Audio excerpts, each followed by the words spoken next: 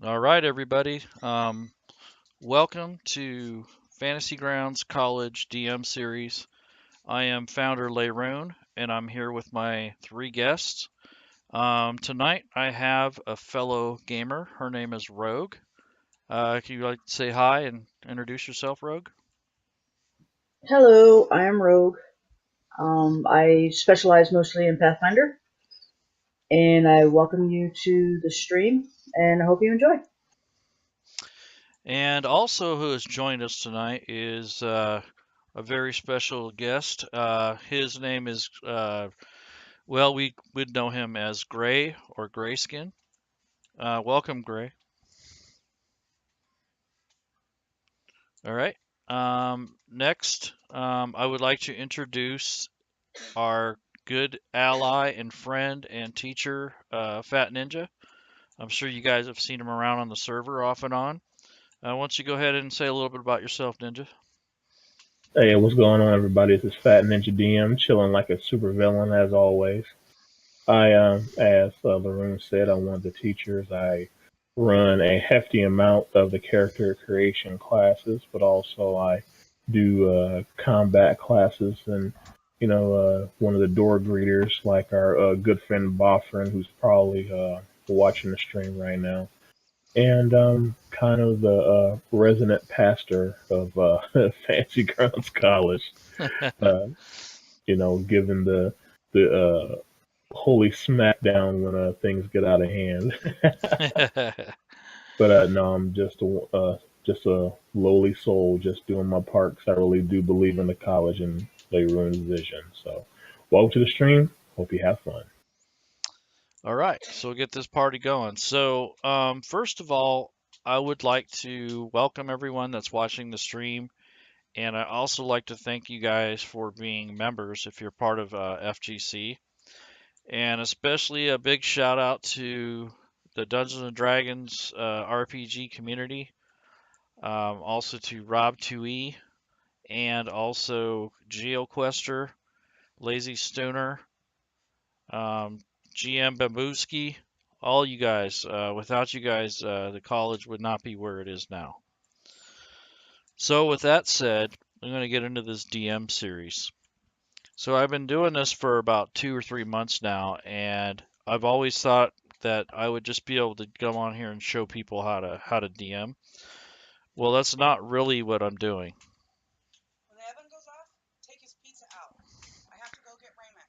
So what I am doing though is showing people how to run the game through the view of Fantasy Grounds. And DMing is not an easy task, but it's a very rewarding task. So the amount of work and time that you put into it is usually equal to the amount of fun and experiences that your players will have. Now, that doesn't always include reading the module. What that includes is having the experience, the patience, and the time to run it for your players. And what I mean by that is you have to spend the time and have the passion to run the game.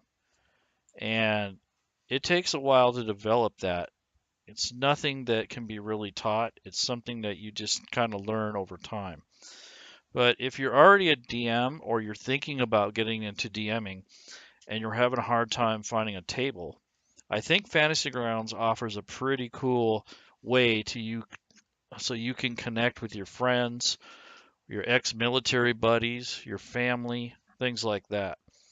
Also in the community, we try to offer up a little bit of a matching service for people that are like-minded. So I'm going to get started with Lost Mines of Phandelver. I chose this module because it's written very well. It's good for new DMs and new players. It was converted to the D&D format in Smiteworks by Zacchaeus, and Smiteworks backing him for that. I really like the module. I think it has some good potential to become maybe my go-to D&D instruction module. So hopefully you guys will be able to follow along. I suggest that you guys have a tablet or a phone or something where you can hear and see the stream, but that you also have a computer or another laptop or maybe a split screen so that you can watch the stream and kind of follow along with your fantasy grounds.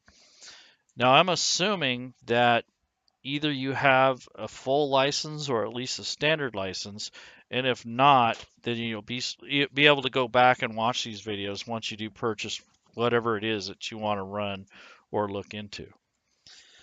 So, without being delayed any much longer, I think the first thing I'm going to get into is the setup. And the setup of the game is almost critical. If you set up a game the correct way or a good way for yourself and you try to stick to that format, it's going to make things a lot easier.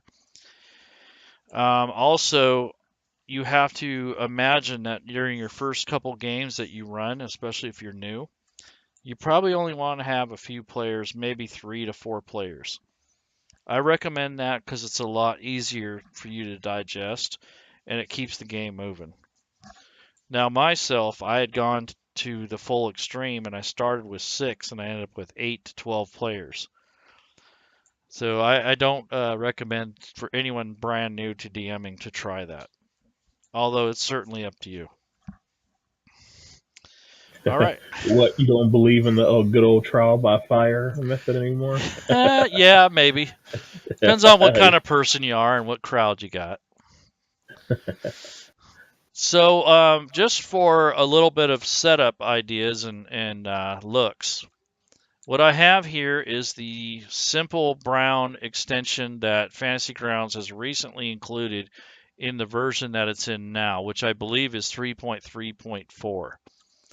I chose this because I like the way it looks. It's easy on the eyes, and it has a lot of good contrast so you can see what's happening in the screen itself. So let's cover a little bit of setup. Okay, so first thing I do, now I may be a little bit picky, but I clear this chat window. It drives me nuts having all this stuff in here. This is all the legal stuff, copyright information, and author information. So when I set up my table, I clear this, and you have functions that you can use in this chat window. So I'm going to right click on it with it highlighted or selected. And you'll see a clear button, which is this eraser. So I'm going to go ahead and clear that. Voila, nothing there now. Layra, Yes. how do I bring up your screen? You're going to have to watch the Twitch feed. Do you have a link to that? Fantasy Grounds College is our username that we use for Twitch. So if you go to twitch.tv/fantasygroundscollege, all one word. Yep. It comes up with sorry you're unable to get it at this time. Huh. Okay. So moving on. We have to also set up the table to where we can display and show the window here that we use a lot, which I call the chat window. We do more than just chat through here, but this is something that you'll be using quite a bit. So what I end up doing is I'll stretch this thing out, and you use the bottom right corner to stretch this thing and make it to the size you want. So in this case, I'm going to go ahead and drag it, and you have to unlock it. So if you right click, you'll see an unlock position, and that's what you want to do. So I unlocked it.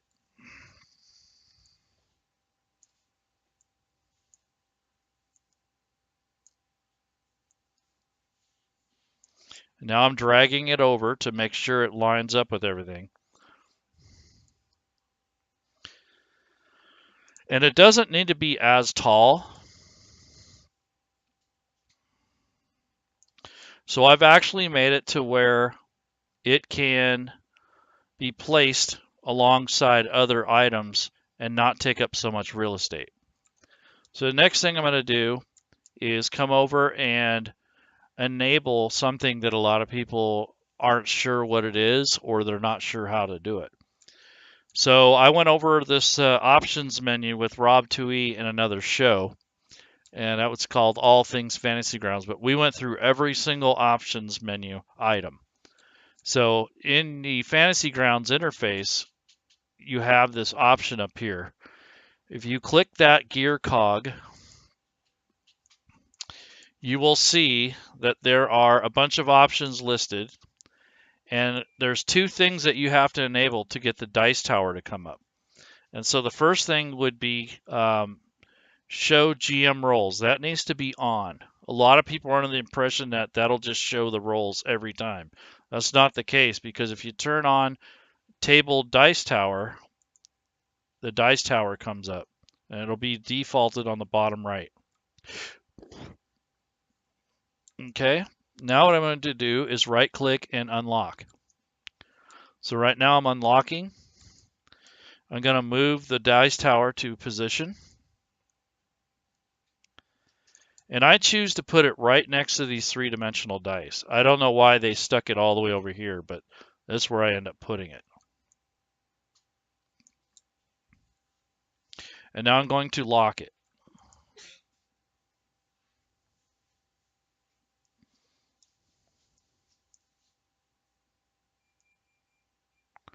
And as you can see, I've kind of stretched this over.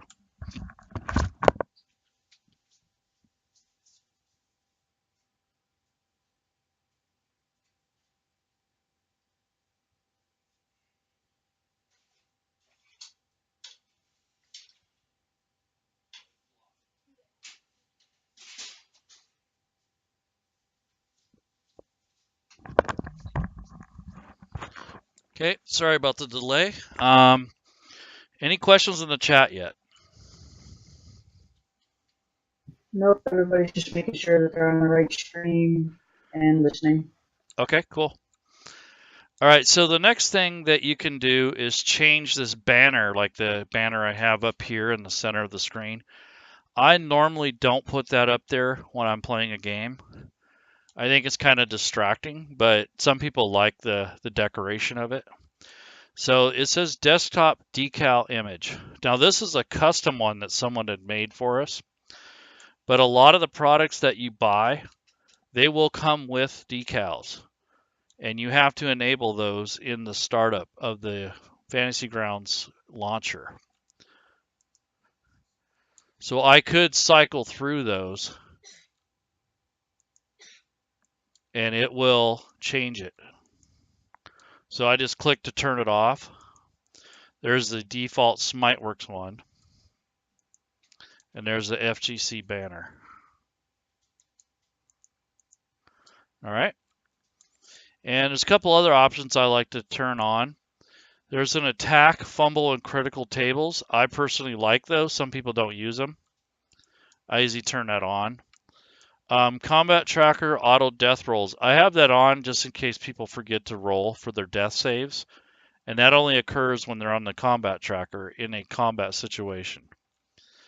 That was probably the only things that I really messed with when I first started Fantasy Grounds, because I had no idea what all this other stuff did. I thought it was kind of a bunch too much information to overload with. But if you're really interested in knowing what every single one of these does, I recommend you watch that other episode. I believe it was episode 2 for All Things Fantasy Grounds. And that's a playlist of that is on our Fantasy Grounds College YouTube serve. And then we also have it over on Rob's replays. All right, so that's basically the majority of anything I would change for the options. I wouldn't change too many things until you understand what all this stuff does. So now, once I've set up my screen, I'm going to go a little bit further into it. So I'm going to bring up the combat tracker.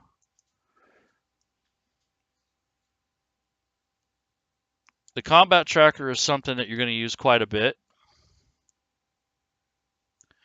And I actually have it stretched out so I have room to add NPCs and things like that. I left a little room on top because when the players connect to the table, their portraits are going to show up here. So I think right about there would be a good spot. And I also have this lined up with the chat window below. So that way it doesn't totally block it, but it gives it a little bit more space for the combat tracker itself. Because really you only need to see about 4 or 5 of these lines when you're using the chat window. All right, so the next thing I'm going to do is go to the library. And this is something we teach the students and others, that you must enable your books or anything you're going to use from your library. So you will click the library tab here. And right now on these options, I have all selected. And the reason for that is because I want access to every single banner that's offered through Fantasy Grounds. But if you're just a first-time GM and you don't need all this extra stuff and you don't want to get confused, you can actually click on the GM and it will filter this list down to only the stuff you're going to need to run a module. Now, if you're running a custom homebrew thing, that may not work for you depending on how detailed and how much information that you have. So right now, as you can see, I have the Lost Mines of Phandelver book already enabled. But in order to do so, I'm going to show you how this is done. So you click on the modules button, and that'll bring you to all these different modules. For this tutorial, I'm just going to do a search for the DMG, or the Dungeon Master's Guide. And as you can see, there's the maps, the player's guide, and another guide for a different game. So I'm going to go ahead and load the DMG, which is the Dungeon Master's Guide. And I already loaded the Lost Mines. And I think I'm going to do the Monster Manual just in case. So I'm using the search criteria below. So here's the Monster Manual here. I'm going to load that.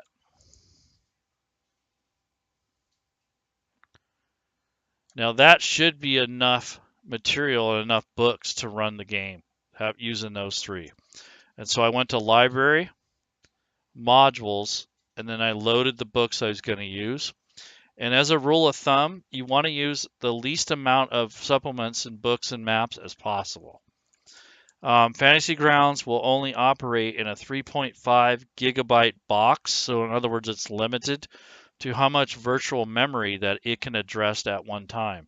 So even if you have 32 or 64 gigs of RAM, it's not going to help a whole lot. So you have to be able to run Fantasy Grounds minimally. It's 32-bit. It is designed for an older computer operating system that will be changing sometime this year. So are there any questions in the chat yet? Okay. Next thing is the Lost Mines of Phandelver module. I'm going to bring this up. This is where you would start when you're preparing for your game. Now, you don't have to prepare and read the whole module, although I do recommend it. If you're one of those people that don't have a lot of time and you just want to run a quick encounter or like one scenario, you can click on the adventure and you'll come up with a menu here. In this menu is the reference manual, which you'll be looking at the most, and the story. So in the reference manual, it gives you a searchable field that you can use. And this is basically like the header or the title of the reference manual. So if you click on that up here, it gives you all the chapters and appendices depending on where you're trying to look at. There's also a preface. So the preface usually gives you some nice artwork. It tells you about who converted it. You can click on the scroll button and it will take you to the next page. It even tells you what you need to run it. So it says it requires the basic rules or the player's handbook modules. Various reference content, it may be linked to these 2 modules. So you should enable or activate the modules. So this is telling me that I should have either or and not and. So you don't have to activate both the basic and the D&D Player's Handbook. And this kind of gives you some setup information and a rough guide as to how this game is supposed to be laid out and the organization of it. And then you have an introduction. It'll give you a running the adventure section. So it kind of gives you an idea of how the stuff is supposed to work.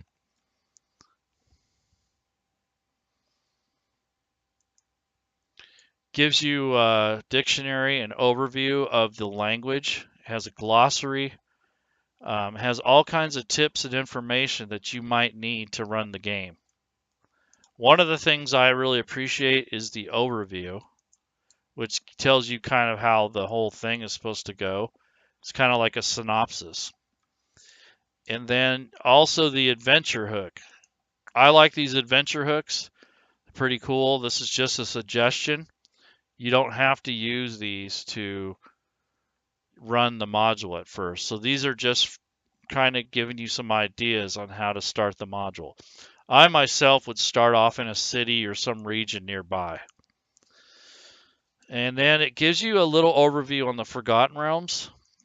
So if you're new to Dungeons and Dragons and you're not sure what all this stuff is, this is a map of the Sword Coast. And it kind of gives you an idea of what it is, what it's made up of, a little bit in the history and the actual lore. And it has some links to the maps that are existed in the image and maps folder, which we'll get into that later. So anyways, this is where you would start. The main thing is that you understand where this information is. Now, these particular sections are all the different things that make up this module, which is the Lost Mines of Phandelver. It's a fairly cheaply priced module. I think it's around 15 bucks. I would recommend that you buy it even as a player to kind of have a good idea of how to play and how this works. So if you're just going to do the bare minimum for Fantasy Grounds, I'd get at least the standard license, Lost Mines of Phandelver, and the 3 core books that I enabled earlier, which was the Dungeon Master's Guide, the Monster Manual, and now I have to load up the Player's Handbook. Or in the case of this game, you can just use the basic rules for the Player's Handbook. So I'm going to go ahead and enable the Player's Handbook.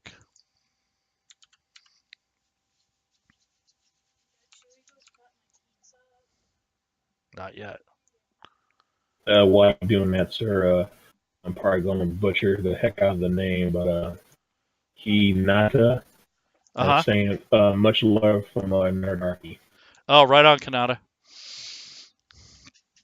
All right, so now what we're going to do is kind of organize the campaign, but in order to do that, you kind of have to have a understanding of how these modules are laid out. Now, they're not all laid out the same, but basically they have the same makeup. So once these books are enabled and you got everything set and ready to go, let's get into the actual organization of the Phandelver module. Now, if you click on the adventure, it kind of has all the sections listed here. And this is the anatomy or the setup of how each story is presented. So I'm going to start opening these images, but I'm not going to do it from here. I'm going to do it from the menu to the right. But this is where all these come from, is from these sections here. All right, so usually most games either start from the story, and this is the story of the Lost Mines of Phandelver.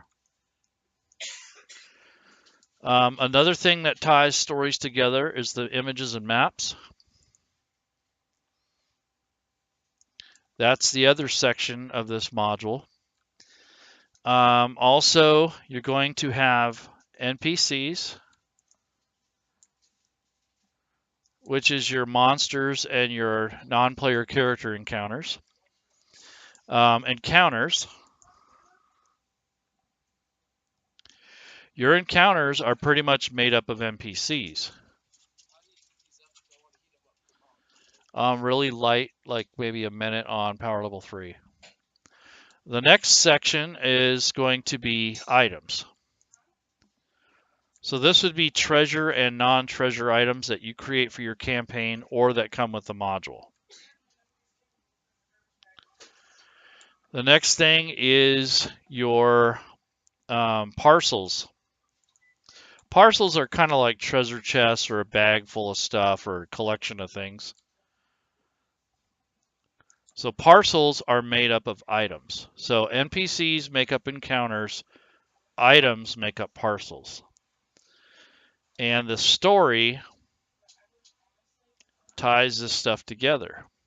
Same with the images and maps. So these are like the arms of your story. Here's the head or the shoulders, and then here's the body. Now the next thing I'm going to pull up is the actual tables that are associated with this.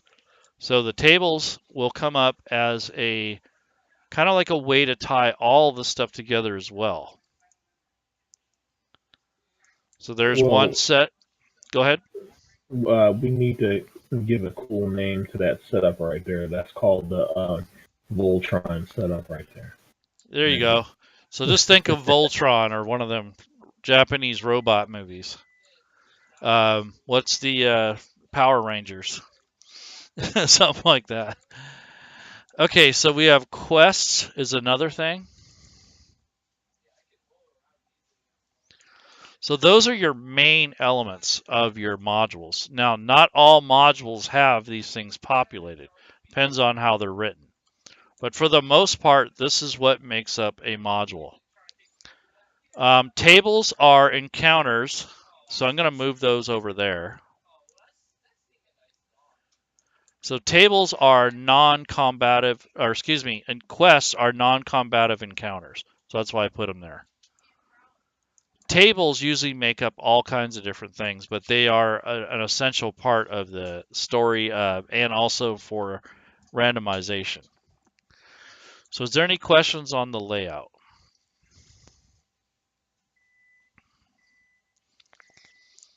All right. So this is how you want to lay your module out before you DM the game to get an understanding of how it's set up. Now, the next thing that most people don't do when they're playing Fantasy Grounds, and I recommend that you start learning this, is to filter each group so that it is only focused on what you're running. Now, if you're running a homebrew campaign or a custom game, this is not necessarily the way you want to go. This is mainly geared and directed towards new players and new DMs that want to access their information of a specific book or a specific title. So if you go to the group here, there's a little drop down arrow. If you click that, there's a D&D Monster Manual, the Player's Handbook Deluxe. In this case, I'm going to go to the Lost Mines of Phandelver. And that gives me a list of all the creatures that are scheduled to be in this module by the creator. Same thing with story. I'm going to go to Lost Mines of Phandelver. That's the beginning. Over here in the items, same thing. Okay, Quasi has a question. It says, what if my homebrew doesn't include items but has NPCs as you told me tables? That's fine. It's all good. I just wanted you to know that the filtering is probably the most important part, but that a module could potentially be built upon these very building blocks here. So these are all the different elements that can be included, but they do not have to be.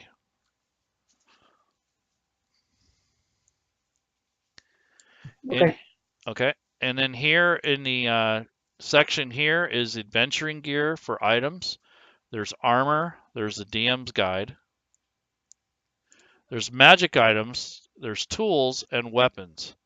All of these are in the Lost Mines of Phandelver module. I think I'm going to start with adventuring gear for now. And that will make this filter out. So now all this stuff here is part of the module, and this is only the gear. Next thing on images and maps, same thing. I'm going to scroll down till I find, excuse me, I'm supposed to go on the group area. Scroll till I find the Lost Mines of Phandelver Monsters. Nah, I think I'm going to go with maps because this has different sections. So I'm going to go with the maps. And here are all the maps that go with the game. If there are any quest items, I'm going to filter it to there, and it looks like there's a bunch of those. And here are the tables. Now the tables are broken up into chapters. I will just select part 3 for now. So not every chapter has all these elements, and not every story has all these elements. And some of these come up later than others, so they're not always linear. So now that you know kind of what happens with a module or some sort of campaign setup, this will give you a better understanding of how this works. So the group is the main thing here. So you're filtering just to the group, and now you can only see what is for this module. If you leave it at all, that might confuse you, and you'll end up having too much stuff. So try to make sure that you filter these before you do anything else. And I'm going to go ahead and close some of these as we discuss them. So I'm going to look at an NPC and an encounter and some quests and tables and parcels, so on and so forth.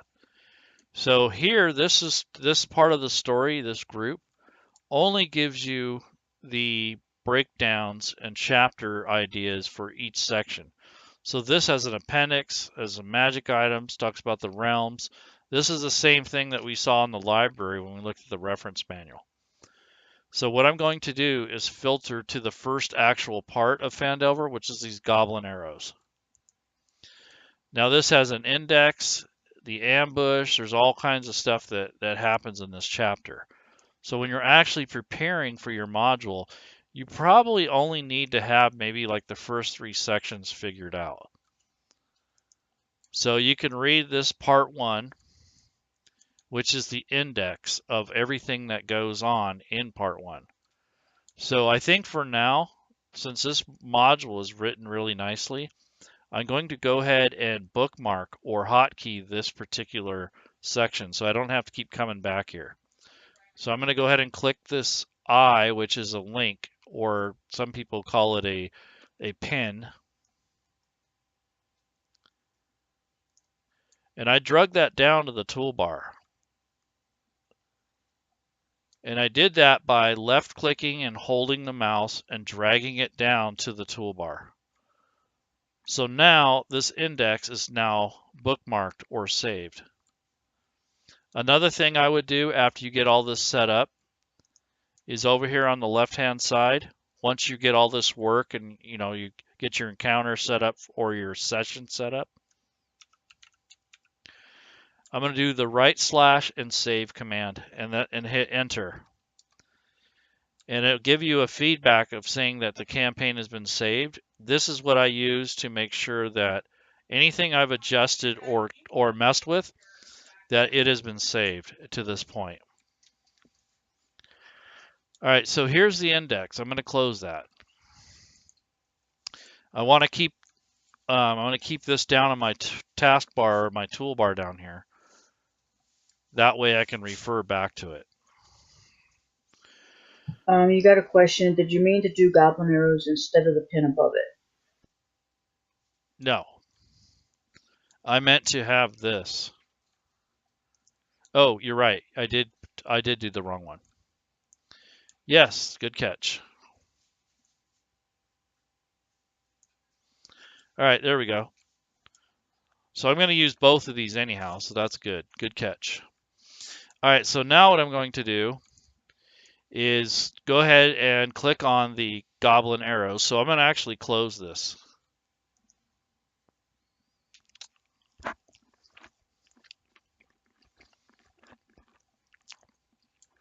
I pretty much have what I need for chapter 1.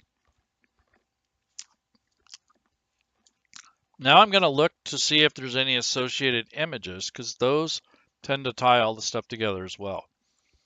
Usually images will, if they're maps, they'll tie in the encounters and things like that, and also the story. Normally it doesn't have all this other stuff pinned to it, but it can. And I'll show you that later. So I'm going to go to the Goblin Arrows section. All right, here this is. So this becomes the first section that you're actually going to start playing. So I would recommend reading at least this. So it gives you an idea of how the scenario sets up and how it starts, where it starts, and whom they encounter. And you can either read this box here in this text box, because it tells you read the box text when you're ready to start. You can use this as a default. It says if you create a different adventure hook or your own idea on how to incorporate the game, you go ahead and skip this part. But if you click on this bubble, it actually ends up over here in the chat window. And as you can see, the players would be able to read that. So you could use that as a tactic to give yourself a little bit more time to get your table set up and let the party read that as a group. And then it says, before continuing with the adventure, take a few minutes to do the following. So you'll talk to your players to introduce themselves to each other.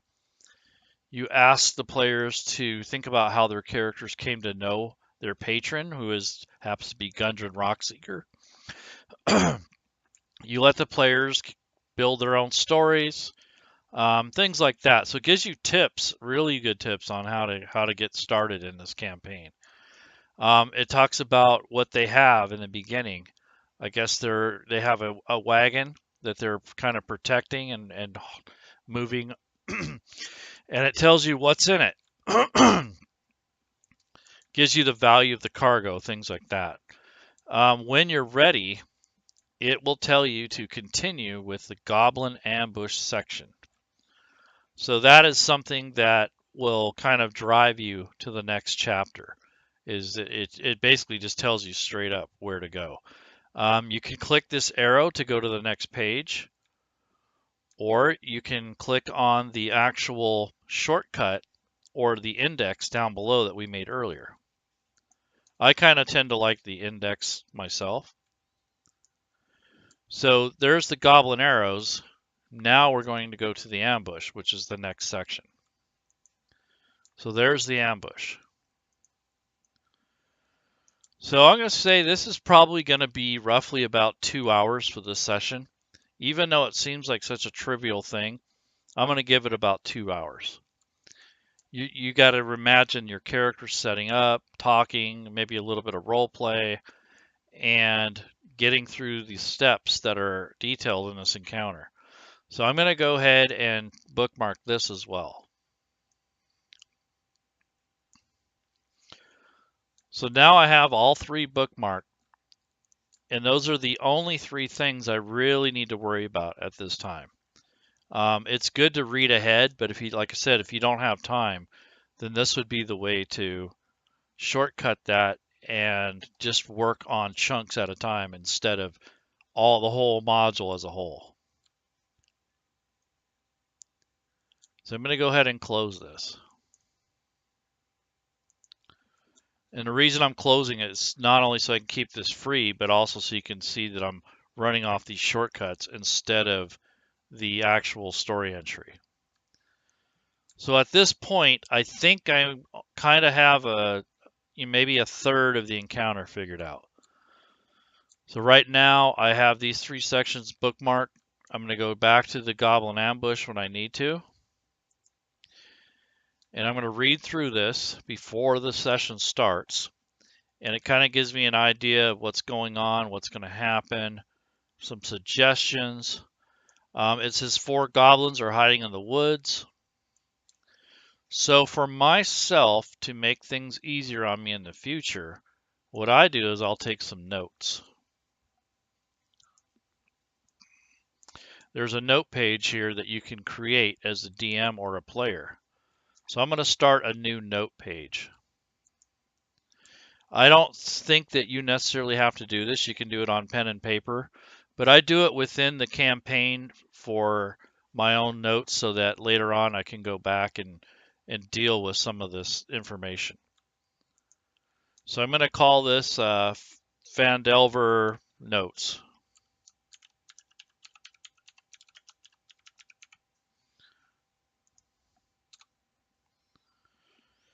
And as you can see, it's not really that big of a deal. I went ahead and closed the note entry, the section. And now I'm going to lock this temporarily.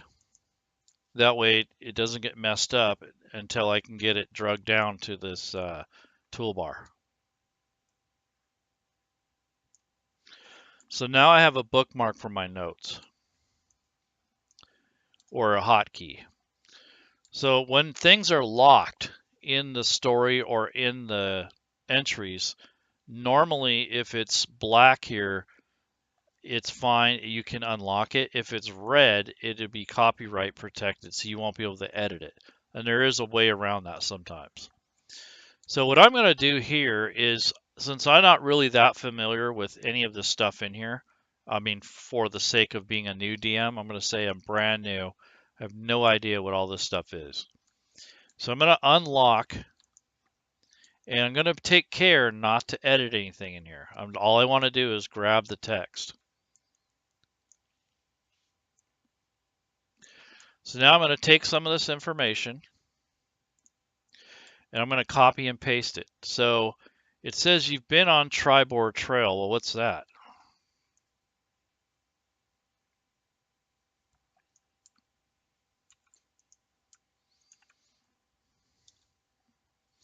All I did was copy and paste that information.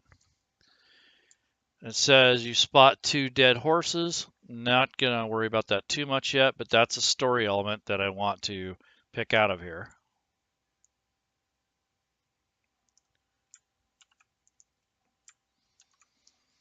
So you can see I'm getting just some of the key information out of here. Also, there's several black feathered arrows. Well, that's probably a clue. So I'm going to go ahead and put that there.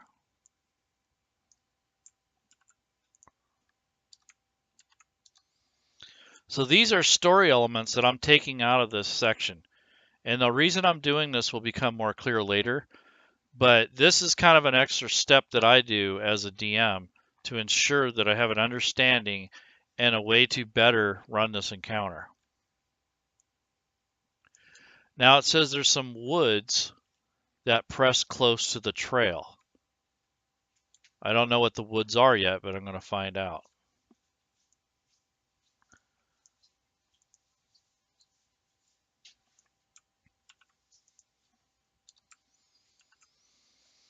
Okay, there's some woods. There's an embankment, some thickets on either side. I think that's good.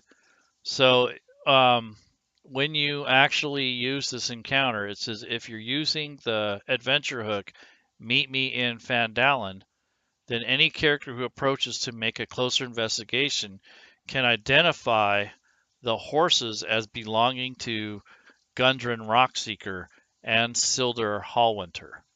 So those are names I definitely want to get a hold of.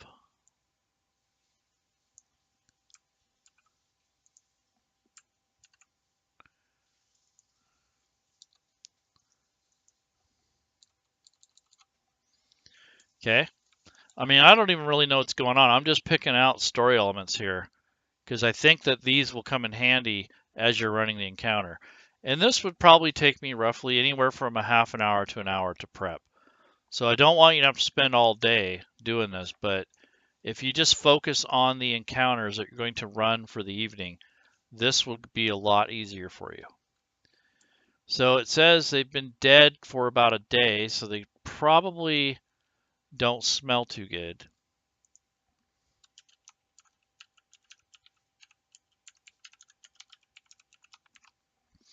So I'm just going to put a note there, smelly with flies. That way I remember that. It'll kind of trigger my memory. Yeah, it says they've been dead for about a day. It's clear that the arrows killed the horses, which were these black feathered arrows. When the characters inspect the scene closer, you can read the following. So now it says the saddlebags have been looted. Nearby lies an empty leather map case. So if that was in the encounter, if the party was actually getting ready to investigate, I could send this text over into the chat window. They can either read that or you can read this to them. I kind of mix it up. Like short entry like that, I'll probably read it. If it's a long one, I'll let them read it. And then it says 4 goblins are hiding in the woods, 2 on each side of the road. They wait until someone approaches the bodies and then attack. And it has the encounters link here, which is linked to the encounters here. And if you look, this is the encounter here where it says Goblin Ambush and then Goblin Trail. So we want the ambush. So the Goblin Ambush is here. So this is the actual goblins themselves. I'm going to go ahead and bookmark this. Then I know that I have that ready to go. I don't have to look for it again. I don't have to dig back through this story. And over here, I'm just going to put goblins.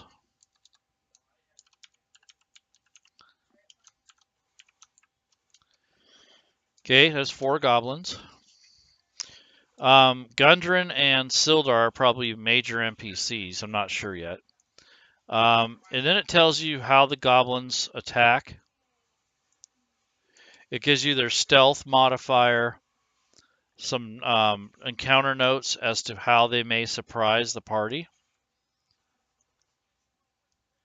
Gives you some initiative rules.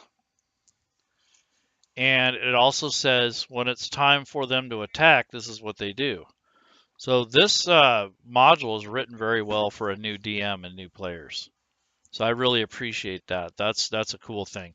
Usually you don't get all of the stuff. You might get 1 or 2 things, but you don't get all of these suggestions. So that's a good thing. Also, it tells you some development. So it says if the unlikely event the goblins kill the adventurers, they leave you on the ground unconscious. They loot your bodies and the wagon, and then they head back to their hideout.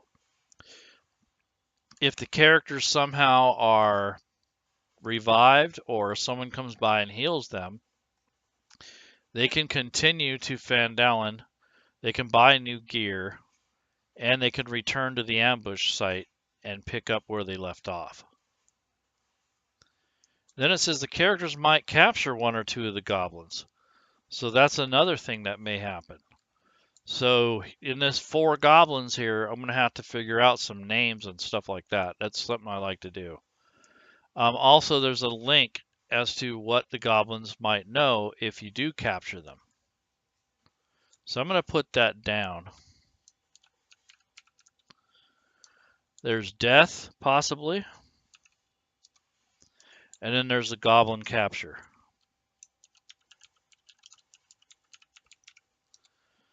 So those are story elements that will come up, possibly, when you run this encounter. Now, it may be that none of these happen. The goblins may just kill the group, in which it does happen. I mean, it doesn't always happen the way you want. After the battle, there may be a rest. So depending on how the battle plays out or how this whole thing, this encounter works, it gives you some more ideas and suggestions on how to do a short rest or a long rest. And in Fantasy Grounds, you can reward those rests through the combat tracker. And we'll get into that in the next lesson where we actually start using the combat. So when we get back to this particular part 2 of the series, we're actually going to run this whole encounter and going to show you all the different things that can go wrong or right. Okay, we got a question. Can you drag the links to the notes? Can I drag the links to the notes? Yes, you can. But there's a problem with it, and I'll show you in a sec here. So this goblin ambush,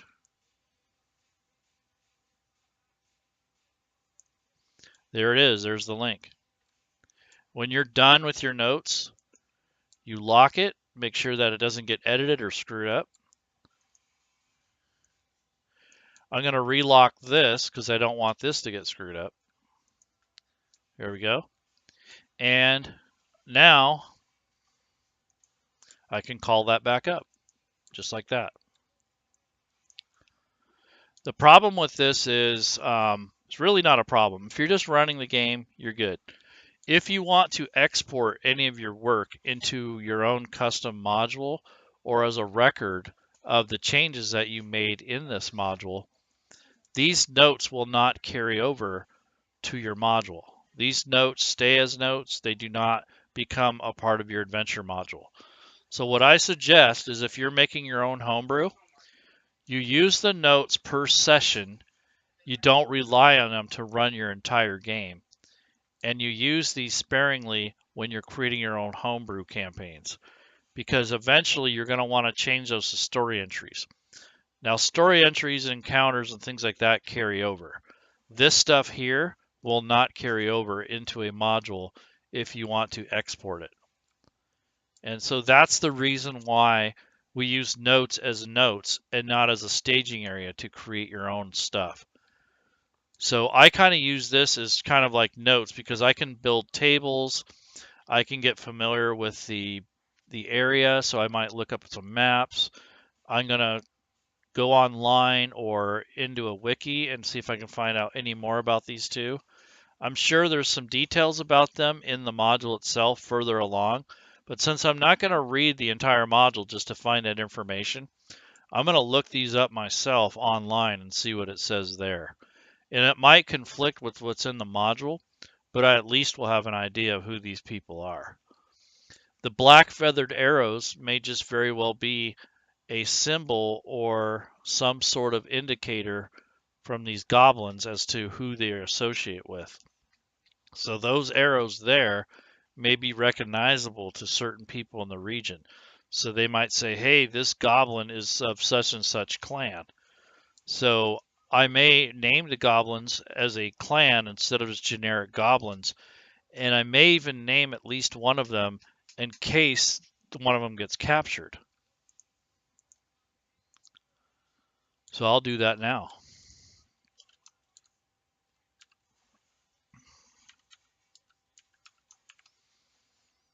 His name is Malgek. He's one of the runts or one of the silly goblins that was captured. So once Malgak is captured, you never know. He can become an ally later on. Or maybe if he gets away or the party lets him live, maybe he'll be scared and he'll take off. So that's just something you may want to keep in mind later when you're actually building your encounter, or you have something to do or somewhere to go to once you've run this piece here. And let's see, what else does this say? It says there's saddlebags nearby. Now I'm curious if the saddlebags are included in the module, or maybe you have to create it yourself. So let's check that out. So it says saddlebags. So I'm going to go ahead and notate that.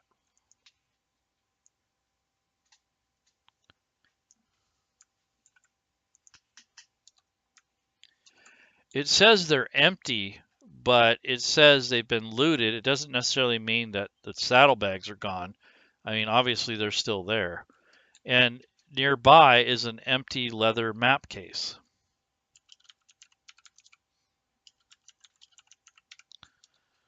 So there's two items that the party may be interested in taking. So I'll go ahead and make a note of that.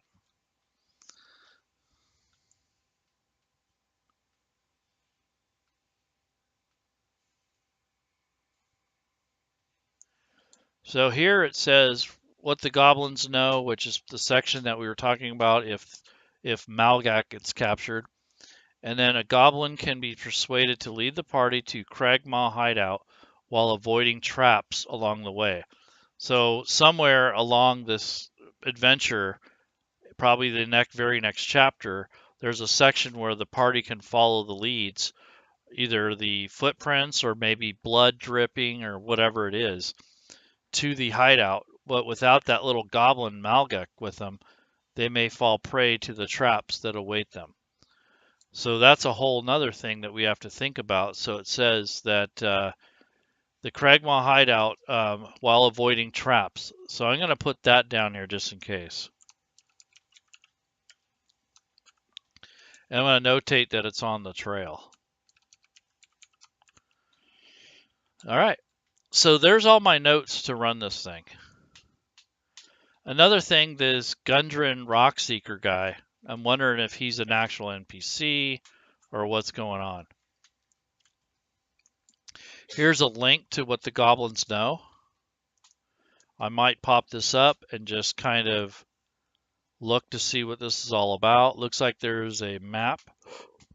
There's a DM map and a player's map. So I'm going to grab both of those and bookmark them.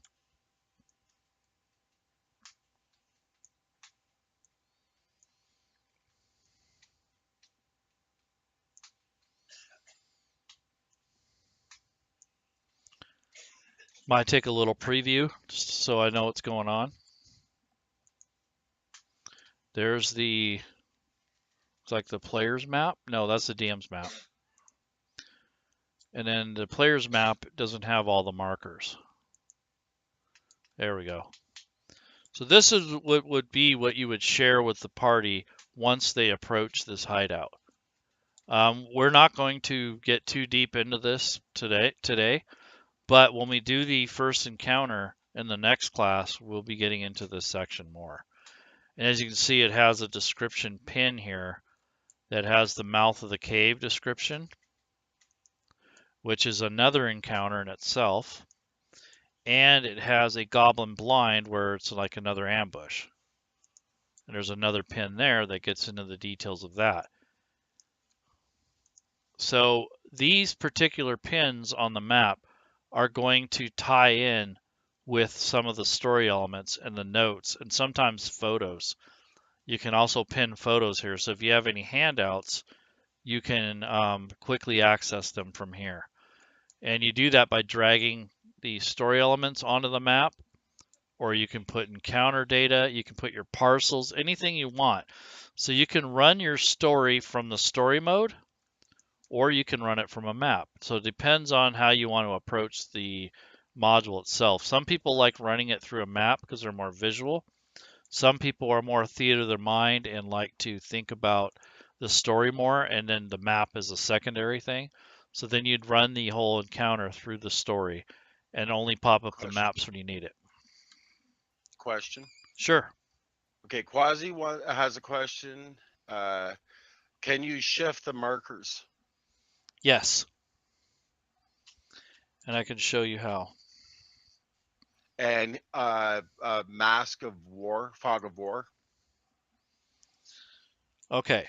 So here's the Kragmaw hideout map. So yes, the answer is yes. I can absolutely move any of those I'd like.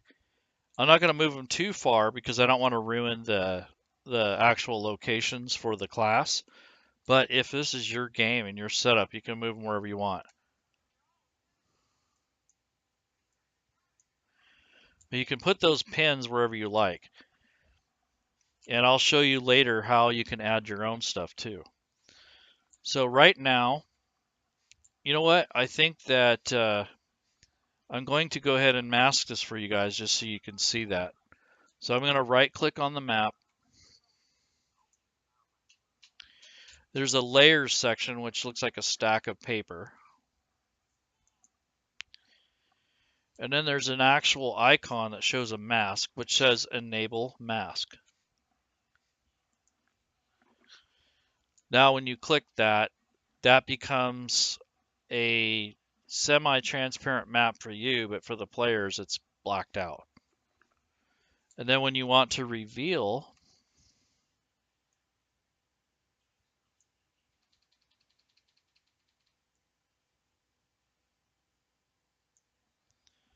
you can reveal sections. And there's a shortcut key that you push in conjunction with revealing to where you can trace the outline of the map instead of using squares.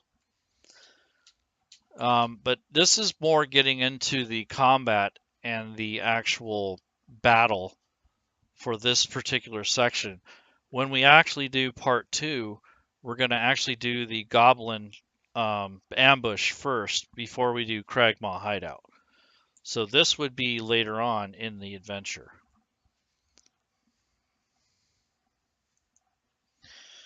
Okay, so we have some notes. We have an idea where this is headed.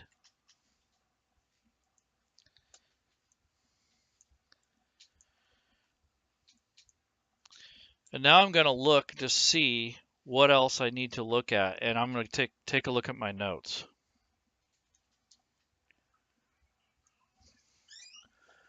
So there's Tribord Trail.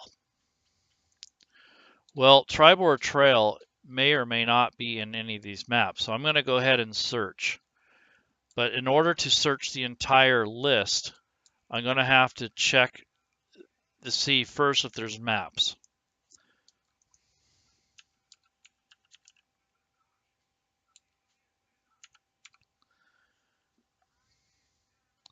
Nope, no maps. I'm going to click all and see if there's any reference to Tribord.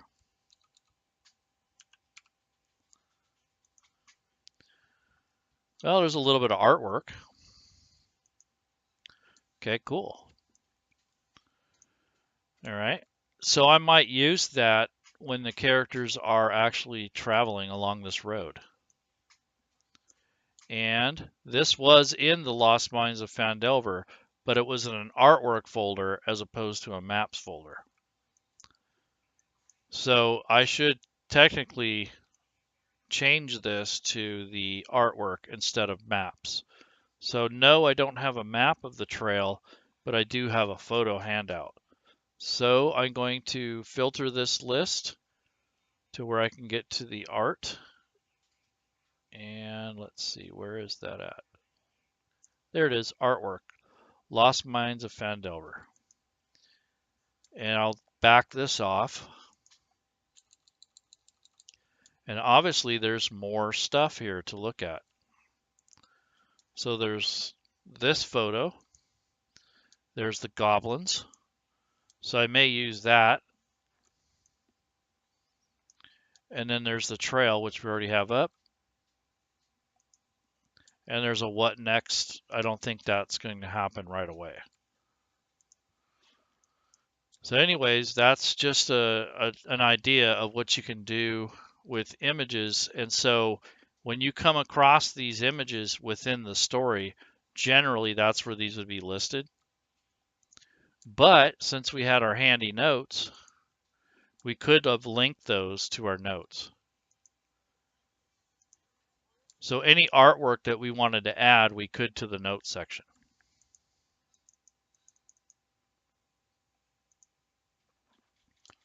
Here's our notes.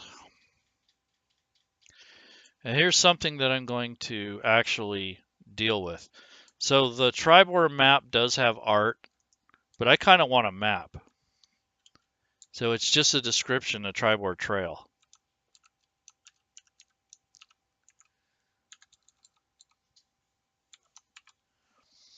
That may be something I look into before I start my encounters. So I would have this prepped before I ran the game.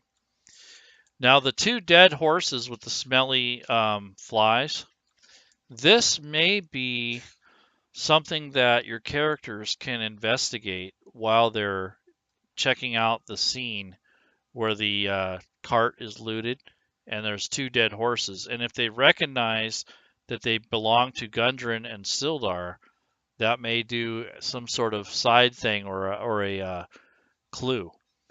They'll have the black feathered arrows. Well, who do these arrows belong to? Is it the goblins, or are they getting the arrows from somewhere else?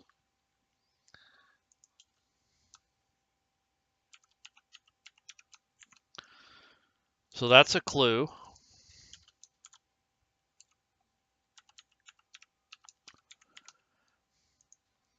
That's some RP or a clue up there with the dead horses. Now the woods don't have a name.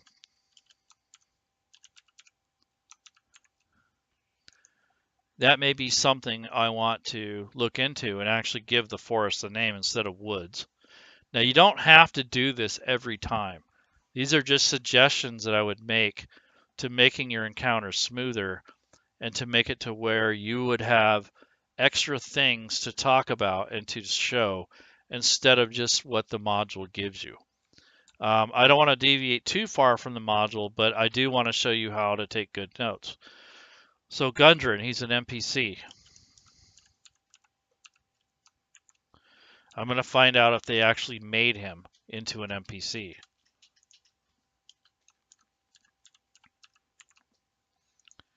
So those two, I need to figure those out. The ambush is pretty cut and dry. We know that these 4 goblins are those guys, but none of them are named. So what are their names?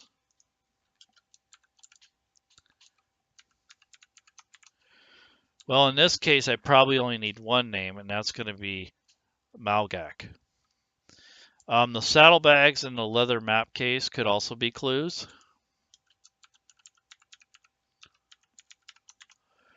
Or maybe even loot. Maybe they might get a couple gold for those.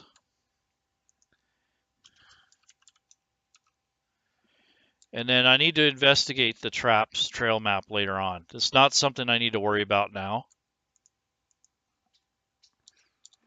I'm going to go ahead and research that later. So all this stuff is going to be chapter 1.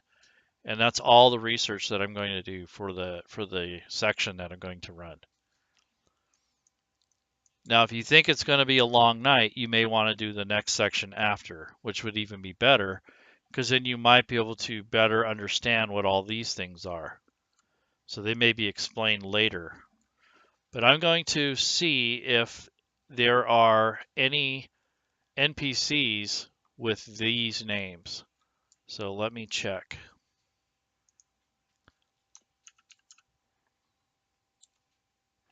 Got a question on whether the module has a world map or not. It does. And that map is in the actual library. So if you go to library, go to Lost Mines of Phandelver, and I believe it is in here where the images are. So there's some artwork, there's some magic items.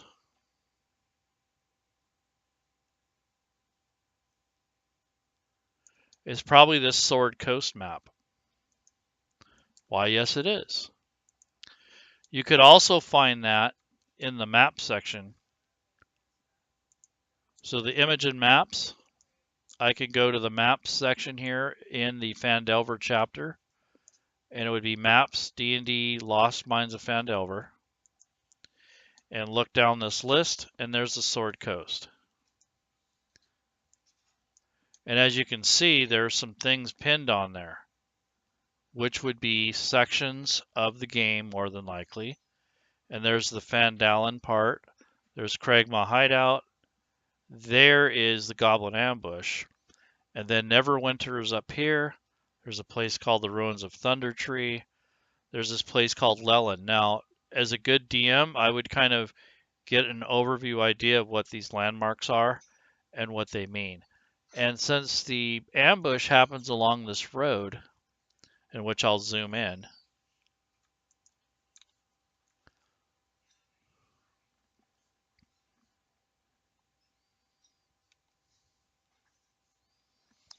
Cragmaw Hideout, here's the ambush. There's a photo of the ambush. Another thing is I might name, since this is called the High Road, I might change the forest the woods.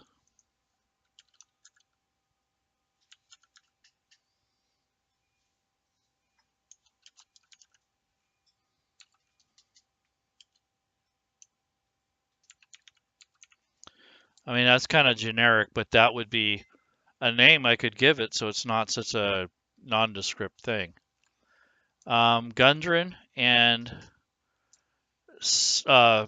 Sildar are detailed.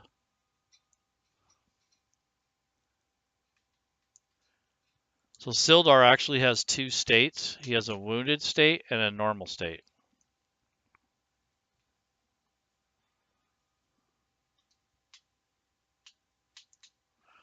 So Sildar has 2 problems here. He has One is that he's wounded, and then one that he's not wounded. So more than likely, when the party encounters him, he's going to be wounded. But you won't know that until you get further into the module. So I just put those there just so I know where they're at.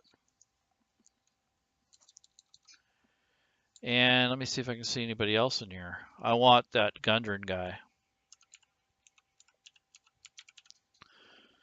Okay, Gundren Rockseeker. Oh yeah, he's right there. Now I'm going to drag him over to this section here because I wanted to know what he's all about. So he's up here. Okay, so there's Gundren, the Sildar in 2 different states, and then the Goblin Ambush. So I look at Gundren, he looks pretty vague. Like he has a token that says G. I mean, it's an NPC that's locked. I can't do much with it now. And there is a chat bubble to where I can actually send dialogue into the chat window coming from Gundren. But he looks like a very generic, basic NPC, nothing to him. So in this scenario, where the group could possibly die, where it says death, I may put Gundren back in.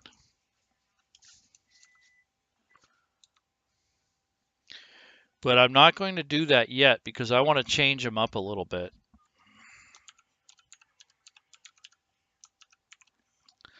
So what I'm getting at is Gundren may rescue the party if the battle is going too bad or too poorly. Now that would be kind of like a way to introduce Gundren. Instead of meeting him in Phandelver, he might meet them on the road by accident. So good old Gundren might show up. And actually he has a brother. Further in the module they explain that Gundren has brothers. And they're the Rockseeker brothers. So he may have 2 other people with him. So it depends on how you want to run your encounter, but I would use Gundren as a possible help to the party in case things go wrong. So I would actually take Gundren and turn him into something a little bit better than he is now. So right now he's just a generic NPC. It tells you kind of that he's a commoner and that this is kind of a generic NPC. So he's a dwarven commoner. Now, if I didn't want to actually use Gundren as a NPC fighter warrior type, I think I'd take this opportunity to make his brother. So it's rather than change him, I'm going to make his brother. And so what I'm doing now is I'm going to create another instance of Gundren. So this Gundren is going to serve as my model for my next NPC. But since it's so generic and there's hardly anything in there, I think I'm going to actually look for a real dwarf that actually has weapons. So you can unlock Gundren if he's not copyright protected. Some of them will not let you unlock it. So let's see. So Gundren is not a protected entity in the module. If he was, I would not be able to edit this. But now it says it's locked. Now it's unlocked. But it would be highlighted as red if I was not able to edit this guy. So what I'm going to do is rather than break or remove or mess up this particular guy, because he's unarmed, so maybe he's not really much of a fighter. So I'm going to actually go to the NPCs this time. I'm going to go to all because I want to look at everything, or in this case it'll be the monster manual. So I filter it to the monster manual. See if there's any dwarfs. Nope, no dwarf per se.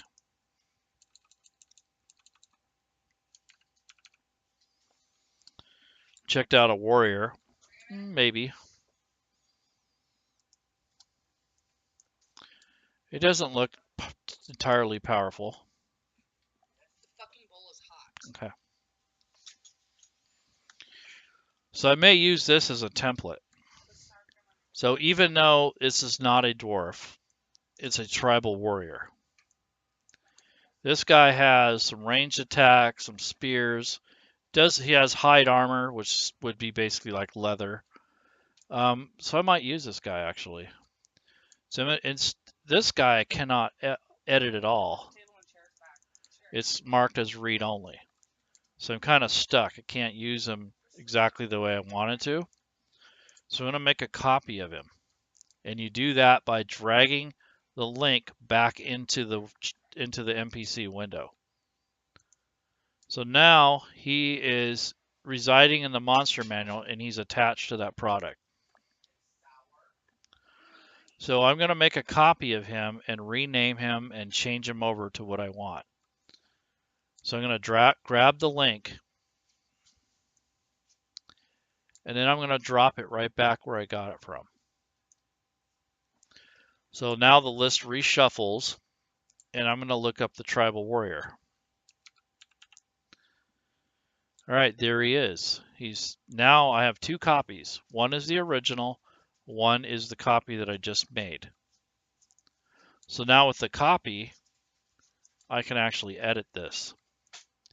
So now it's unlocked. I can do whatever I want with it. But before I touch this, I'm going to put this tribal warrior in a separate group. And the reason I'm doing this is so I don't break the original module, in which, you can always reload it. But if you're playing a campaign, you don't want to mess the module up entirely. So I'm going to go ahead and make myself a new group. And I do that by clicking this down arrow and clicking this plus or minus button here, which creates a new group.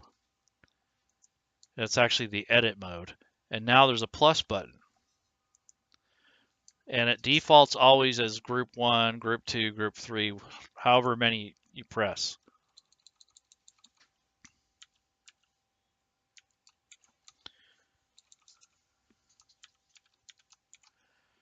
So just for the sake of this, I'm going to just call it LMOP.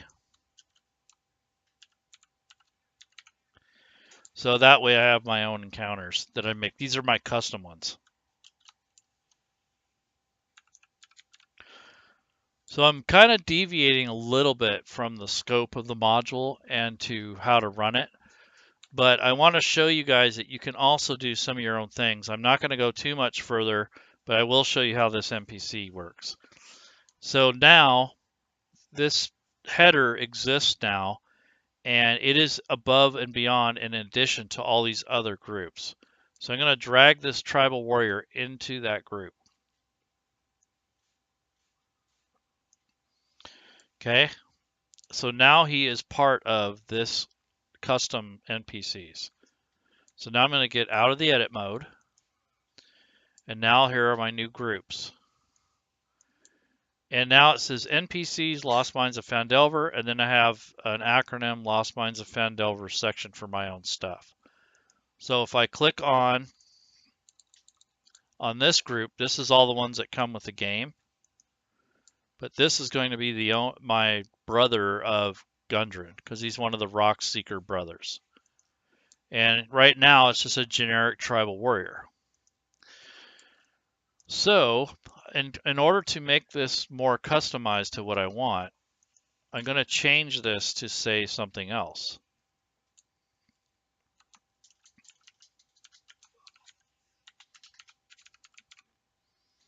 There's Slag Rockseeker, where it says type humanoid.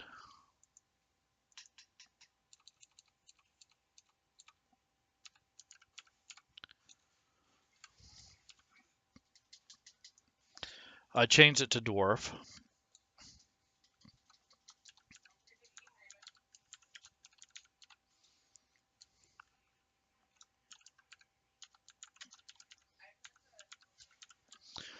Changed his alignment to lawful neutral. I spelt it wrong.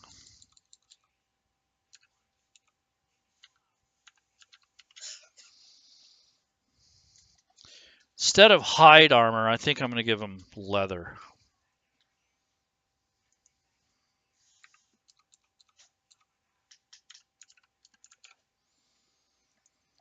Hit points look pretty good, not too overpowered, but dwarves do not move at 25 feet or 30 feet. They move at 25.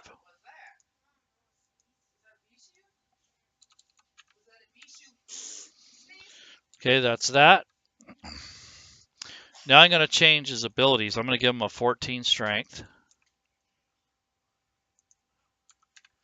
a 13 constitution score, change his intelligence a little bit, give him a 12 for wisdom, change his charisma up by 1 just so he's not a total uglor. And that would be part of the edits or changes that I would make for this character. Now he's Slag Rockseeker. Now he's got some stats, and he's more detailed and custom for this particular game. And I know that dwarves are usually at least resistant to poison.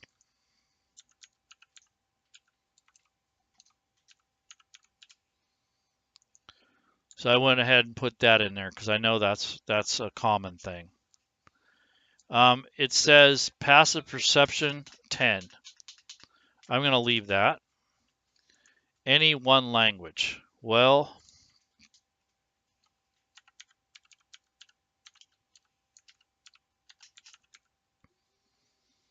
common and dwarvish. Now it says pack tactics. Being that he's not a tribal warrior, I would get rid of that. And melee weapons, it says a spear, I believe, and it can be used one or two-handedly. So it says melee weapon range, and then it has spear in the caption. So I'll leave that for now. And any other things I wanted to add, I could change that. Well, I don't like this T for the token, so I would go over here to the tokens that I have. And I just happen to have some portraits here, but I don't like the tokens that I have set aside here. This is kind of generic looking. So now I just gave them a portrait picture for a token instead of the generic T. So I'm going to close the tokens. I'm going to lock this. And now I have Gundren's brother, Slag. And there I spelt neutral wrong again.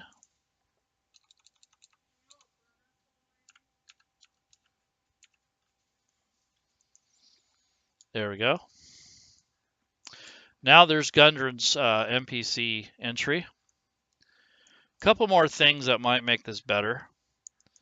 In the other tab, a lot of people forget about this on NPCs. This is a good thing to learn about. So I'm going to unlock him. He's not a tribal warrior anymore. So now I'm going to add my own thing.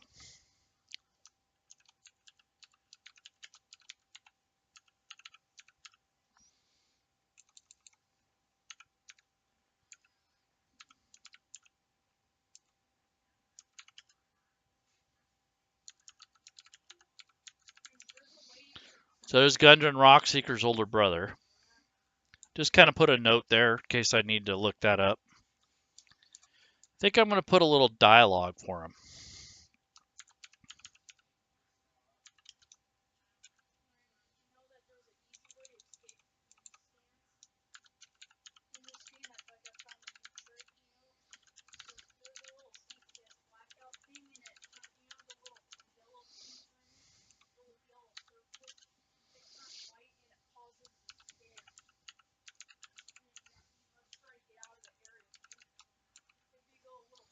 So here's a little dialogue in case he comes across the party.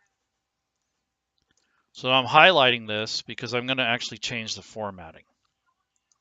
So I right click and change this button for B for paragraph types or formatting. I'm going to change the paragraph type, I guess. And in here you have tables, links, lists, headings, body text, and chat frame. I'm going to change this to a chat frame. So now when we encounter him, this is what I'm going to send to the chat window. and the party will see that. He says, "Hail, I see that you're in quite a bind. Rock Seekers unite!" And then I would have him and a couple generic dwarves or something help the party out. So now that I've made him,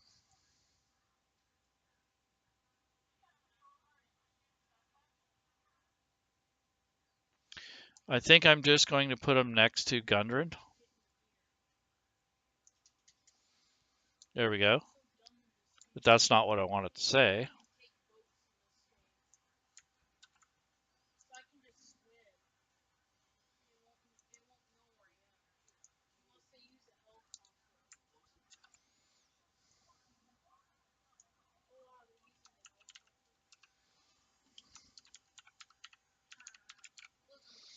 There we go. So is there any questions so far?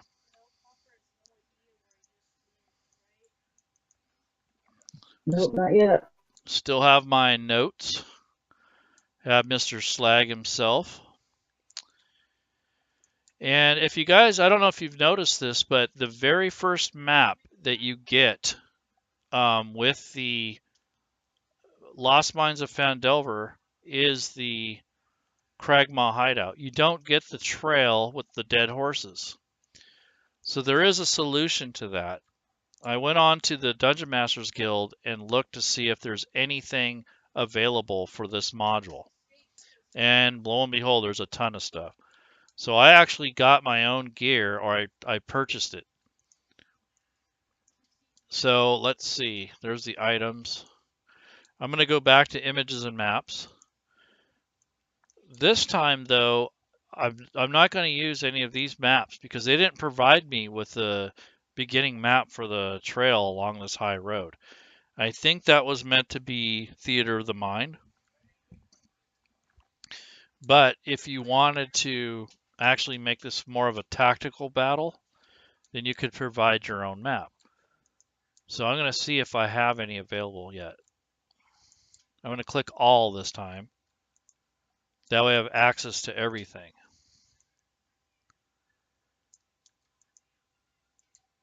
And I don't have any new maps, so probably not. But you can provide your own maps for certain sections of your campaign. And I know that this particular images and maps section would actually not normally include this first map. So I would have added it myself so I have a better starting point instead of just the pin, which is a photo in this case. I would probably have a pin of a battle map, and then I'd also link it here and in my shortcuts so that I could find it and readily access it. Now, why it didn't come with that first map, I'm not positive, but I think it has to do with your imagination. So I think they just wanted you to use your imagination and describe the battle as opposed to having a battle map. All right, so now let's see. I'm going to go ahead and bookmark the Sword Coast map.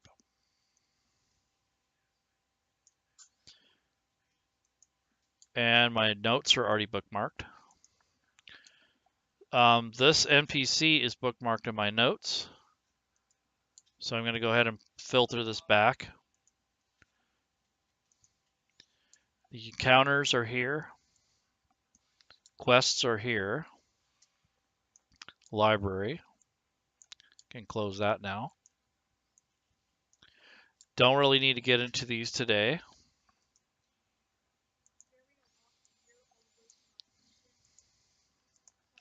Now everything I've done so far is not exactly saved. Supposedly Fantasy Grounds will save every 5 or 10 minutes. I personally don't trust that. I click right/save, so all the little changes I just made will at least save with this campaign folder. And I'm going to see if I can find another map. It's driving me nuts. So I'm going to go to map. This time you can either go to the store or the Fantasy Grounds store or go to a folder. Now, I don't know, can you guys see that folder? I don't know if you guys can see it.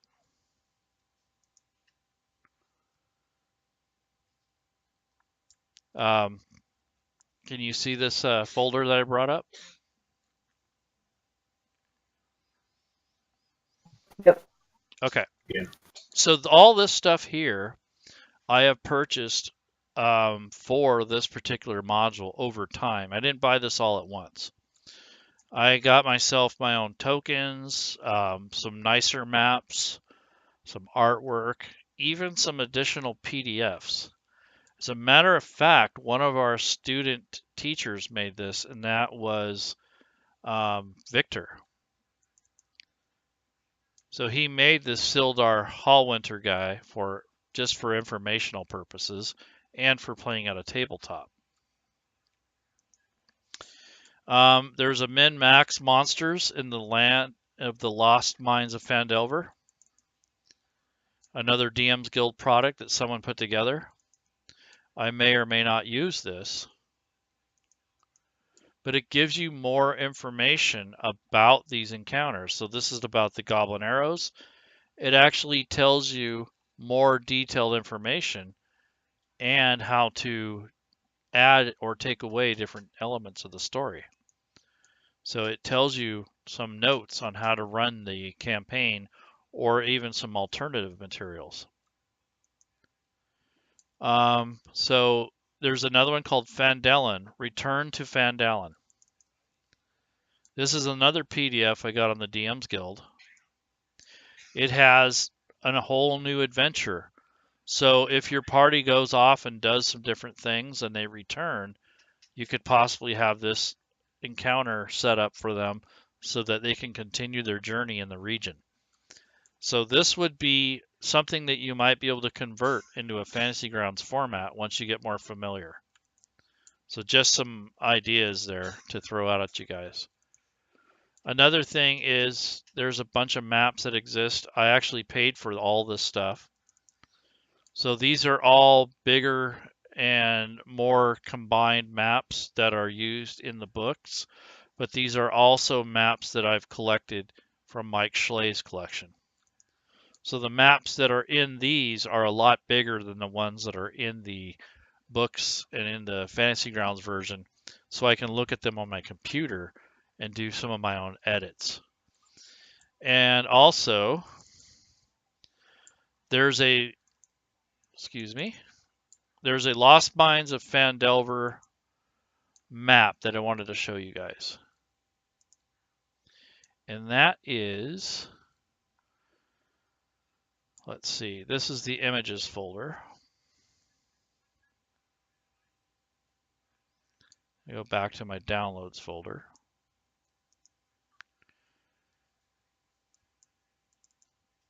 There's some more maps. These are supplemental they got on the DM's Guild. Old Owl Well, Tor, and some are gridded, some are ungridded. Let's see.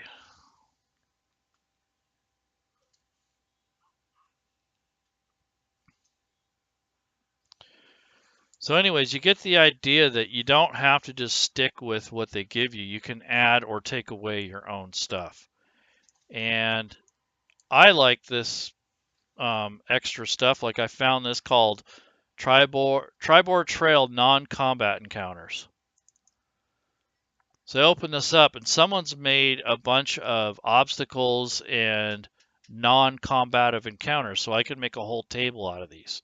So if the guys are in the forest, I can pull up this table. I can make a list out of these and import them into Fantasy Grounds and make my own rollable tables based off the data in these PDFs. And I'm not doing this to sell this, I'm doing it to supplement my own adventures. So that when your party wanders off course or there's an area that they visit that's not detailed, you'll have some stuff to work with. And not to mention, you kind of get some local lore and local color. Let's see, what's this? Nope, that's for GeoQuesters Gaming.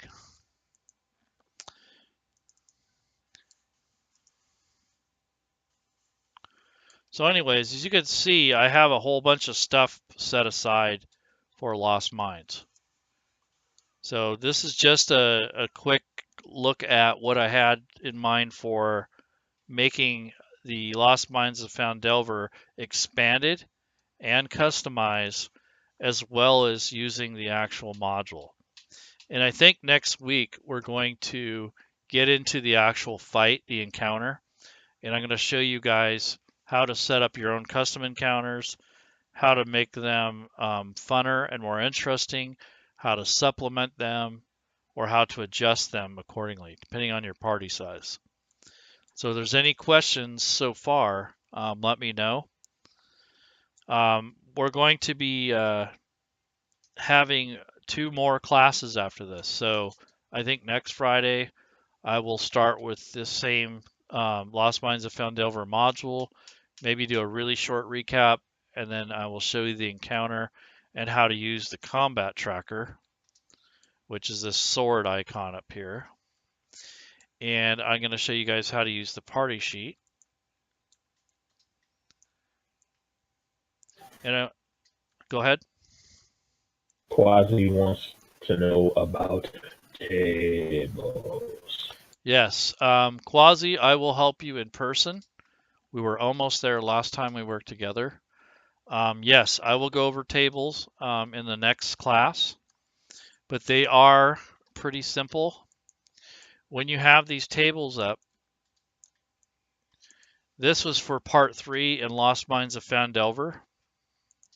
These are encounter tables, so these would actually create a fight or some sort of physical encounter. I'm going to make another encounter table that is non-combative. And so it would add story elements to your DM session instead of just monsters all the time. And you can also make tables that have treasure or loot. So there's different kinds of tables that you can make, but for the most part, it looks like Lost Mines of Phandelver are all NPC encounters. So that's the way they have this set up. So I think next week I'll show you guys how to set up some more tables and how those can work or not work. Let's see. Quests are Chris, go ahead. Chrisney asked a question and I missed it. I just rolled back to it. It says, can you run a battle without a battle map in FG using the tools? Yes. You can use the combat tracker. And honestly, if you don't really have a battle map and you just want to do a quick sketch, if you lose track of what's where, in the party sheet, there is an order. The characters will be listed in that order. And then you can edit the marching and formation section, and you can even write on that area.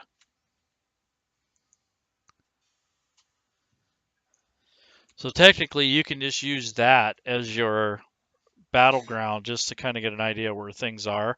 Or you can do theater of the mind and just make sure that the party understands the action. So rather than showing them a map or a photo, you would have to describe things more to give them a better feel on what's happening in the battlefield. That takes a lot more skill and practice to do that, and you have to kind of know the encounter a little better before you attempt that. Or you can just make it up on the fly. Sometimes that's the best way. So there's any other questions? Quasi wants to know, is there a difference between the tables made in 5e and core RPG? Probably not a whole lot. Maybe the links, but I think in general it's the same thing. I'm pretty sure they're very similar. I haven't messed around with core a whole lot, but from what I've seen, a lot of these game systems have a very similar functionality. So the tables here, these are encounter tables, but there's tables here that you can use to do all kinds of different things. So here's an acolyte bond table. And as you can see, there's no combat there, but when you come across an acolyte, which is like a priest or a student of something, you can roll on this table and it will give you a given result. So I clicked roll, the result went into the chat window, and it says for this acolyte, his particular bond is, I will someday get revenge on the corrupt temple hierarchy who branded me a heretic. And so that's just one table out of many that can be made. So some tables can be used for treasure, some can be used for story elements, and then some can be used for NPC encounter fights. And usually when I start a campaign, especially if it's going to be a long one, I'll create a bunch of my own tables for different things. Like I have a deterrent table, which keeps the party on track more, but not without forcing them. So some of the actual deterrents on that table would be like running out of food, or it spoils, or you're not getting enough rest or sleep because you're out in the wilderness without the correct accommodations. So your party starts suffering from exhaustion, things like that. So those are just things that I do for myself to make life easier on me. Another thing I do before I run the campaign while I'm setting up, even before I open up Fantasy Grounds, is I'll collect a bunch of images. And some of the images that you can find online are copyrighted. However, if you do enough seeking, you can actually buy these and use them for your own private use. So I have a whole bunch of stuff that goes with Lost Mines of Phandelver that I purchased that would supplement or enhance the experience that you have in Lost Mines of Phandelver. For instance, this Stone Hill Inn during the day and during the night, those are battle maps. This is an encounter or a potential location for an encounter within Phandalin itself. These are all the NPC pictures of the monsters and the NPCs. I also collected some tokens. There's a whole bunch of tokens that we can use for the game itself instead of the generic ones.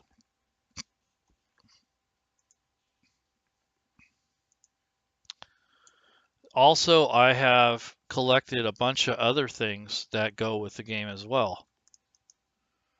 Here's an adventure called South Crypt Pass. It's basically following the events in the introductory module Lost Mines of Phandelver. So the characters are asked to investigate rumors of goblins gathering powerful allies. So somebody else has made an expansion on the original module. And you can see it's already been, hand drawn in here, which is kind of cool. I like that. Reminds me of the old school days. And then it has the actual data and information for the next module if you want to run it like that. So you're basically limited to your imagination and to how much you want to put into it. If you just want to run the module, that's fine. You can do that. There's plenty there to keep you busy.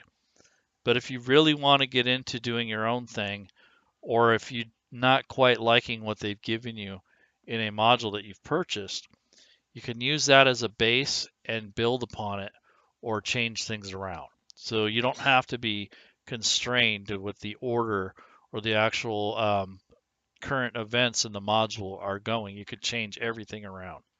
So you don't have to necessarily follow it verbatim. So these are just some things that I collected to enhance the experience of my players and myself. So these are just things that I use to help me when I'm making my campaigns run. And I think that you will find that there are some maps out there that will help you. So I found some assets out there, which are artwork pieces.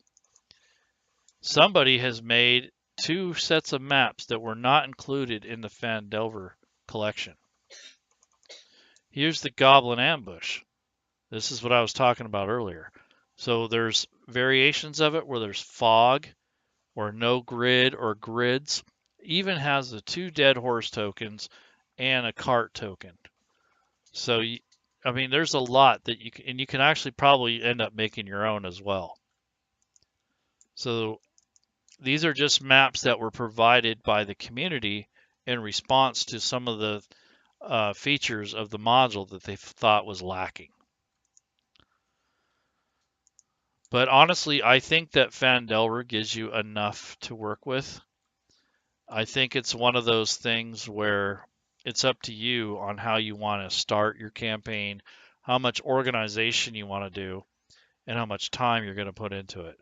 Some people just run right off the cuff. They don't even care what the stuff says, they just go. Some people take a week to prepare. It all depends on your style, and like I said, it comes down to time and the energy to do so. Any questions? So I think we're going to be on for maybe another 5 or 10 minutes, and then we're going to call it a night. And when we go to the next chapter of this, we're going to get into the actual encounter.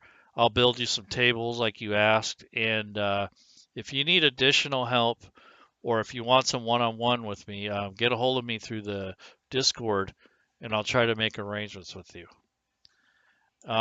Also, if you guys are interested to see how Fantasy Grounds looks in a stream, we have Rob 2E's game going out right now. He's got a group of adventurers that are traveling in Tomb of Annihilation, and he has a brand new overlay and a brand new setup, and it was created by Victor, who is a teacher and an aide in the college, and he's also helping us build our website, and he's very intelligent, and he knows how to make stuff, and he's very technical with computers. So if you want to check that out, go take a look at that. If you guys have the links, that would be great. You can post some of them links out. I already got him in there, sir. Thank you. And also, if you guys want to invite somebody to the college to learn or to practice or to get up to speed so that you guys can do your own campaign, just bring them to college. We'll show them how to help. We'll show them what to do, and we'll help them out and help you out. And we'd be willing to do that. That's why we're here. Another thing. Go ahead. There's another question. Sure. Somebody asked, what are the red and green buttons for when you open the modules? Oh, okay. I'll get to that. So the modules, that's basically a sharing status.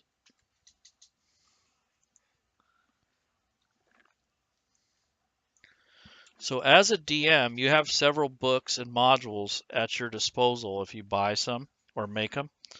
Well, right now, anything that's checked would be, with a green check, would be shareable. And anything with a red X would not be shareable, so the party would not have access to that information.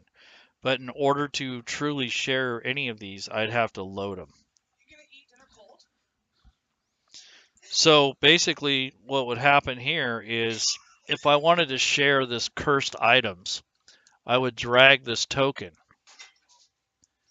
and that would change it from unshared to shared, and I'd also have to load it. That way I could see it. So that's what that is. So all these items in here, you would either share them or unshare them according to what you have loaded. So when you're making your group characters, at the minimum, you're probably going to have to share the Sword Coast Adventures Guide and possibly the Player's Handbook. That way you can build your characters.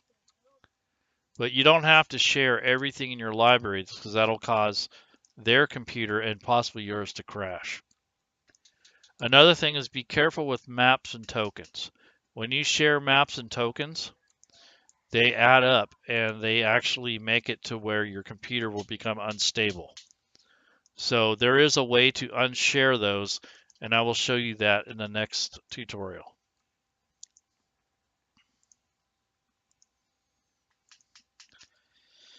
So yeah, if you guys want to participate in spring break, we have that coming up in 2 weeks. I'm actually going to be running this module for a group of individuals. It's pretty much filled. I have like one spot left, and it is an NPC pre-gen setup. So all the characters I'm making for the actual campaign I put this thing up a couple days ago. It's already filled, but there's one female rogue NPC spot open.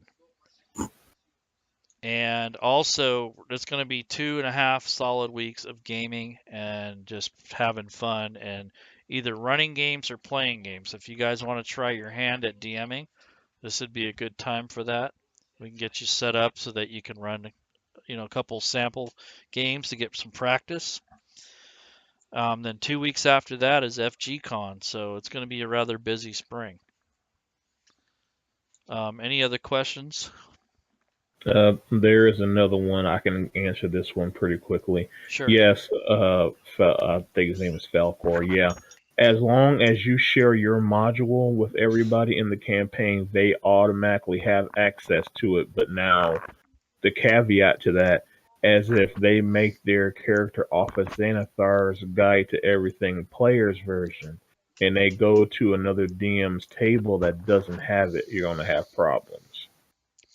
That's correct. So you have to keep that character with that DM, or you'll have to buy the that player would have to buy the module themselves, so then they could have access to it at their table. So yeah, that's a caveat to it. Yeah, so you can save whatever you've done before, but if you try to click on the links with the descriptions and stuff, it will try to point to a book that they won't have in their library. So you can create another character on a different table and export it. But if you want to level up or continue on with the same sources that you had before, you have to go back to the original DM or purchase the books.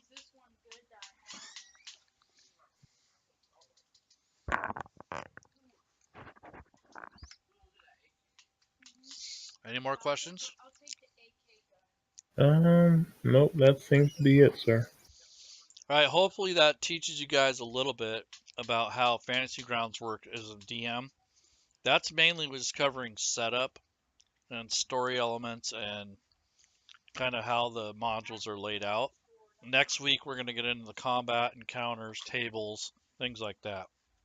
And I'll have that battle map set up so that we can use it for a tactical battle, or we can kind of describe it through a theater of the mind. So this is just some suggestions. None of this stuff is in concrete or in stone. It's all subject to interpretation. So if you think I said something wrong or did something wrong, I probably did. But I think for the most part, I'm hoping that you'll get the idea of how these things work in Fantasy Grounds.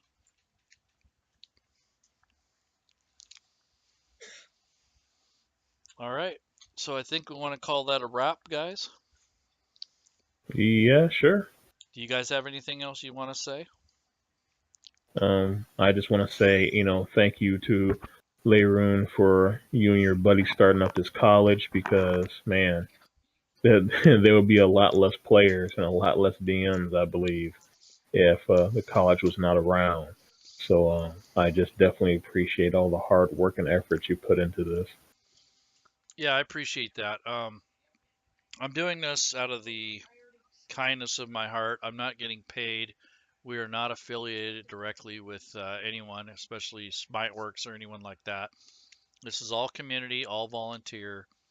I mean, we do have a Patreon, but that's basically just for keeping the lights on and paying for our server and buying teachers' licenses and things like that. Oh, wait, Um, wait. You we're not getting paid for this? You promised me Twinkies, sir. You promised me Twinkies. well, you can make some, right? But anyway, so this is kind of a way to get the community together, to meet other people that are like-minded, to share your creativity, your artwork, your skills. I mean, it's like a social club too. So it's not just about Fantasy Grounds, it's about the community. We just choose to use Fantasy Grounds so that we can play the game together and to share images and ideas. So that's kind of how this college is set up. And I want you guys to work together and help each other out, figure this thing out, and then maybe eventually you'll get on a good table or start running your own table.